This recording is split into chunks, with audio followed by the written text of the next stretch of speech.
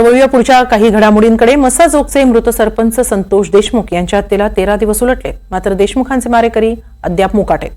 आज शरद पवारांनी देशमुख कुटुंबियांची भेट घेतली। त्यांनी देशमुख कुटुंबियांना न्याय मिळवून देण्याचं आश्वासनही दिलं। तर काही तासानंतर अजित पवार देखील देशमुख कुटुंबियांचं सांत्वन करण्यासाठी मस्साजोगमध्ये दाखल झाले। यावेळी गावकऱ्यांनी धनंजय मुंडेंविरोधात आक्रमक पवित्रा घेतला। आज दिवसभर मस्साजोग गावात नेमकं काय काय घडलं पाहूया या रिपोर्टमधून। न्याय ही माझी पहिली आणि शेवटची मागणी आहे। तुम्ही फक्त न्याय मिळवून द्या, आम्हाला दुसरं काही नकोय आमच्यासाठी। वैभवी देशमुख, मस्साजोगचे मृत सरपंच संतोष देशमुख यांची मुलगी। आज शरद पवारांनी मस्साजोग इथं देशमुख कुटुंबियांची भेट घेतली। यावेळी पवारांनी कुटुंबियांशी आणि गावकऱ्यांशी संवाद साधला, तेव्हा संतोष देशमुखांच्या मुलीनं न्यायाची अपेक्षा केली। ते जे काही सांगत होते ते ऐकायच्या नंतर स्थगित झाले। या देशाच्या राज्यात काय चाललंय अशा प्रकारचे प्रश्न नंतर विचारले गेले। हे दुःख जिथं मानण्याला हवंय तिथं मानलं। त्यांनी एकच गोष्ट सांगितली की सुचराज याचा पगार दिला पाहिजे आणि यांचे सगळे सुसंवाद कोणाकोणाशी झाले तर ते टेलिफोनवर असेल आणखी त्याच्यावर ते सगळे त्याची जी काही माहिती आहे ती काढली पाहिजे, त्याच्या खोलात गेलं पाहिजे आणि त्यामधून वस्तुस्थिती ही सगळ्यांच्या समोर ही हा वेळ। संतोष देशमुख यांच्या हत्येला 13 दिवस उलटले, तरीही हत्या प्रकरणातले मुख्य आरोपी मोकाट आहेत। शिवाय राजकीय लागेबांधे असलेल्या संशयितांनाही अभय मिळतंय। त्यामुळे मस्साजोगचे गावकरीही आक्रमक झाले। शरद पवारांच्या भेटीदरम्यान गावकऱ्यांनी हाच आक्रोश व्यक्त केला। आज गावाने एक होतकरू सरपंच गमावला, उद्या कोणाचाही नंबर लागू शकतो अशी भीती व्यक्त करत गावकऱ्यांनी धनंजय मुंडेंच्या राजीनाम्याची मागणी केली। त्या दिवशी जर पोलीस अॅट्रॉसिटीची केस फाईल करून घेत होते तर त्यांचा मृत्यू होत नव्हता। आम्हाला जसं आहे तसं करा, न्याय द्या।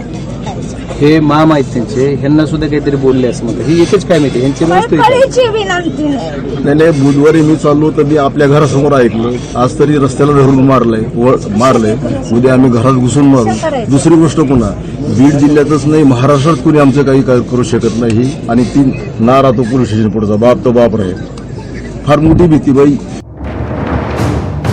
गेले 2 दिवस हिवाळी अधिवेशनात संतोष देशमुख हत्या प्रकरणावरून जोरदार खडाजंगी झाली। दोन्ही दिवस सभागृहात गैरहजर राहिलेले धनंजय मुंडे पुन्हा एकदा सक्रिय झाले। धनंजय मुंडेंनी अजित पवारांच्या नागपुरातल्या शासकीय निवासस्थानी भेट घेतली। मुंडेंसोबत भेटीनंतर अजित पवारांनीही आपला मोर्चा मस्साजोगच्या दिशेनं वळवला। अजितदादांनी दोषींवर कठोर कारवाई केली जाईल असं आश्वासनही दिलं। ही अतिशय म्हणजे माणुसकीला काळीमा फासणारी घटना आहे। तुम्ही म्हणजे आता गेलेली व्यक्ती येऊ शकत नाही, परंतु पूर्णपणे तुमच्यावर जो आघात झालेला आहे त्याच्यातनं जे कोणी ज्यांच्या कुणाची लांग्या असतील त्याचा कुणाचा मास्टर माइंड असेल ते कुणालाही आम्ही सोडणार नाही। मी तुम्हाला माहिती आहे की तुमच्या मागे सोडणार आम्ही अजिबात कुणाला सोडणार नाही। पण अजितदादांच्या आश्वासनानंतरही गावकऱ्यांची नाराजी काही दूर झाली नाही। गावकऱ्यांनी धनंजय मुंडेंचं मंत्रिपद रद्द करण्याची मागणी केली। गावकऱ्यांचा आक्रोश पाहून दादांना काढता पाय घ्यावा लागला।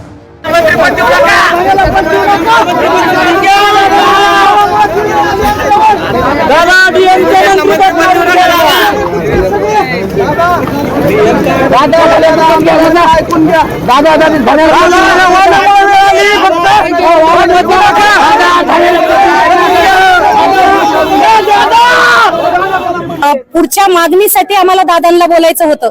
ज्यावेळेस आम्ही मोठ्याने आवाज देऊन दादा चाललेले असताना आम्ही आवाज दिला तरी सुद्धा दादांनी थांबायची तयारी दाखवली नाही। यामुळे आम्ही आमचा सगळा गाव काय सगळ्या महिला भगिनी ज्यांना लाडकी बहीण म्हणतात तर लाडक्या बहिणीसाठीच दादांना 2 मिनिट टाइम का नव्हता।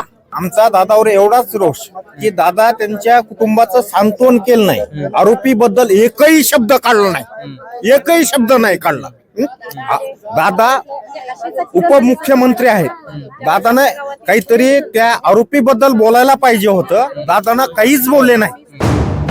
विशेष म्हणजे संपूर्ण हिवाळी अधिवेशनात माध्यमांपासून दूर राहणाऱ्या धनंजय मुंडेंनीही काल दोषींना फाशीची शिक्षा झाली पाहिजे अशी मागणी केली.